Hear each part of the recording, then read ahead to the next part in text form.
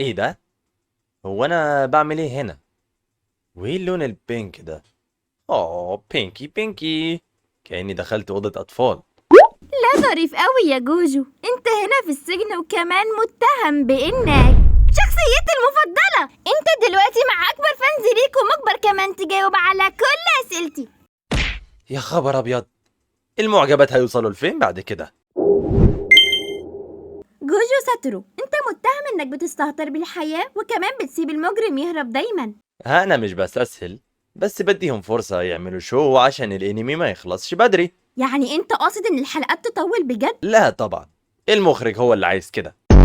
ليه لابس عصابة العندي؟ اعمى ولا عامل فيها روش وكاريزما؟ لا، عشان أقلل عدد المعجبات. هو أنا بلاحق أصلا وأنا لابسها؟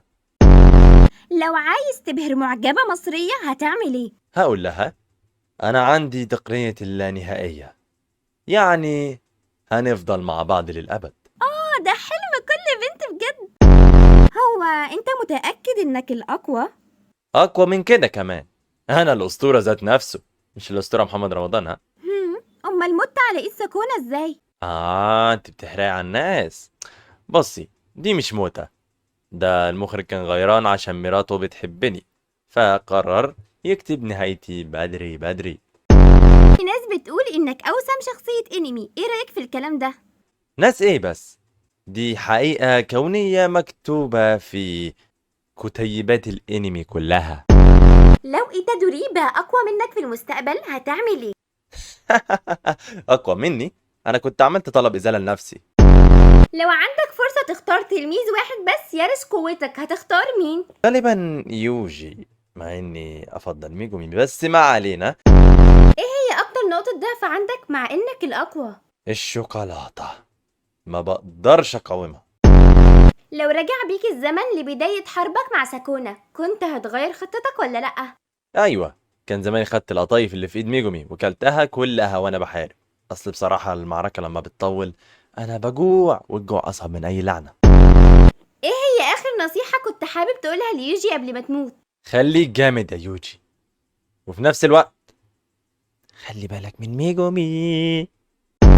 شايف ان موتك كان تضحية ضرورية ولا خسارة ملهاش معنى؟ بصراحة دي كانت صدمة للكل، بس طول ما المخرج قتلني عشان هو غيران فيبقى أنا اللي كسبت. هي اكتر لحظة حسيت فيها انك مش الاقوى؟ لما شفت أسعار البنزين افتكرت إن أنا كان نفسي أشتري عربية، بس للأسف حلمي اتكسر. لو تقدر تقول رسالة اخيرة للعالم بعد موتك هتقول ايه؟ خليكم واثقين من نفسكم، مش لازم تكونوا جوجو عشان تبقوا أبطال، بس لو قدرتوا تبقوا جوجو يبقى أحسن لكم برضه. في سؤال صراحة نفسي اسأله، ايه اكتر حاجة وحشتك في جيتو زمان قبل ما يبقى عدوك؟ قبل ما يبقى عدوي، هو كان صاحبي الجدع اللي عمري ما لقيت زيه. جدع ايه بس؟ انت كنت بتخليني ادفع الحساب كل مرة يا ساتورو. الله، انت ظهرت منين؟ وانا اسيبك في الانمي تطلع لي هنا كمان؟ انت ورايا يالا. استنوا ايه الهربشة دي؟ جيتو انت هنا بجد ولا انا بهلوس ولا ايه؟ لا هلوست ايه؟ هو انا ناقص اسيب جوجو يعيش في سلام؟ يا عم حل عن دماغ امي بقى وانزل من عليها بقى، انزل من عليها بقى، خلاص قرفتني. استنى، عندك انت وهو، انت هتيجوا تتعاركوا في قناتي ولا ايه؟ لا روحوا كملوا في الانمي. طيب عاد انا الحين بستأذن، عندي موعد وعندنا والله ودي بس خلونا لا تقاطعونا. ونرجع تاني، لو اخترت طريقة موتك هتبقى ايه؟ وانا باكل ايس كريم مانجا او بشرب شوب قصب، موتة بطعم حلو. مش على ايد سكونة اللي مش عارف يفرق بين البطيخ والخيار. بأمانة ايه هي اكتر حاجة ندمت عليها؟ اني ما عملتش قناة يوتيوب، كنت جبت مليون سبسكرايبر قبل ما سكون يعمل اول لايف على دماغي. بتعتبر نفسك معلم عظيم؟ طبعا، تلاميذي لسه عايشين، او اغلبهم لسه عايش. الباقي اعتبرهم في اجازة طويلة. عامة يعني ان انا محافظ على حياة تلاميذي محافظة تامة تامة تامة. لو جوجو نزل مصر ايه هي اول حاجة هتعملها؟ اكيد يعني هيبقى محل كشري، عشان عايز اختبر قوة الشطة الزيت اللي بيقولوا عليها بتكسر الحواجز. ايه رأيك في المواصلات عندنا، الميكروباص مثلا؟ الميكروباصات اخطر من اي لعنة قابلتها، دي اسرع من تقنية اللانهائية. اقول له وديني اسكندرية، بتلاقي الميكروباص بينط من على المطبات. تفتكر هتقدر تعدي الشارع من غير تقنيات؟ انتوا الشوارع بتاعتكوا دي محتاجة الواحد يدوس انتر وسبيس وينط كأنه ضفدع. بصراحة انا محتاج اللانهائية عشان بس اعدي العربيات بتاعت الكورنيش او العربيات بتاعت الطريق السريع، عشان الوقفة الغلط هتتسأل 3 أسئلة. لو دخلت مول القاهرة بعينك الزرق دول تفتكر البنات هيسيبوك في حالك؟ يسيبوني مين والناس نايمين؟ هبقى اللعنة الحقيقية جوه المول.